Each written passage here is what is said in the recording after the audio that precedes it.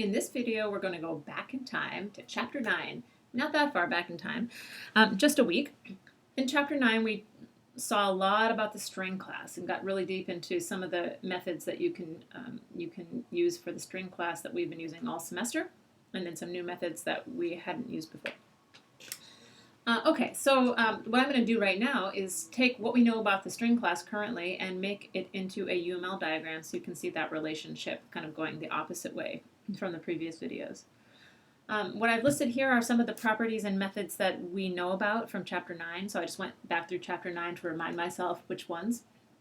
And I've put the properties in parentheses because we don't know what the string's properties are. They're private, as they should be, so that we can't actually go modify them. We only get access to strings properties through the methods that are public. But I know I'm 100% sure that a string must be tracking how long it is.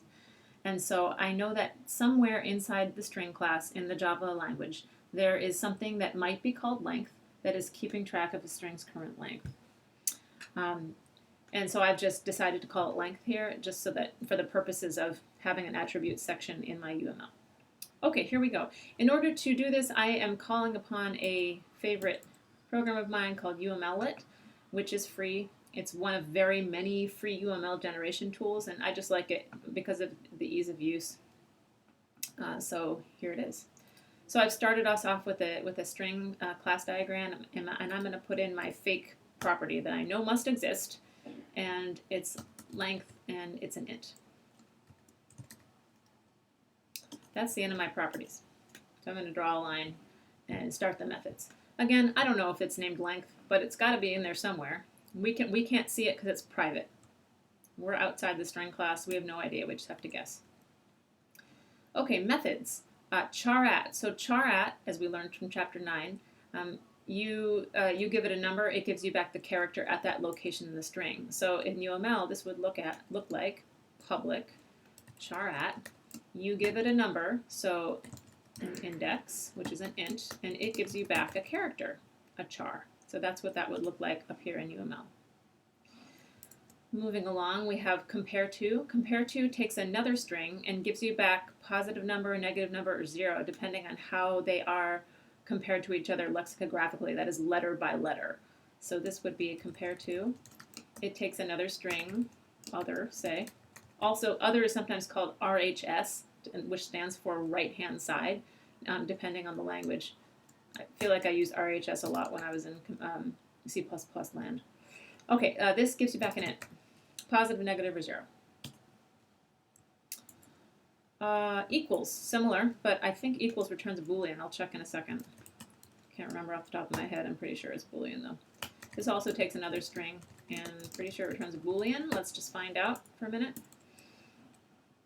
I'm going up to the address bar and typing in Java lang string and coming up with the Google the Oracle documentation. And now I'm going to Command F and just look for equals. Yes, if I pull this over, you can see that equals does in fact return a Boolean, so I'm good there. Onward. Index of. You pass it a string or a char. You have a choice actually, so maybe we'll write both of them. And then it gives you back the integer index of that character or substring. So again, since I'm in here, I might as well scroll down a hair and look at index of. Index of takes, both char and string. I'm going to ignore well, I guess we could write all three. One also takes a from index. Since I'm in here in UMLlet and it's easy to do, I can copy and paste. Say this is public index of. This one takes a char and it returns an int. And then I should be able to copy and paste this a couple times and just modify this here, char, and then we have an int from index, from index, which is an int. Finally, there's one that takes a string. And I don't think that that one has a from index option. Looks like, yes it does. Okay, that one also has an int index from option. That's good. So we'll take that one and copy it.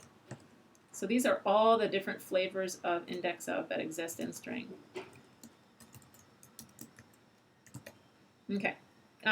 Spacing doesn't really matter. I'm trying to keep it relatively consistent, but I'm not doing a very good job, unfortunately.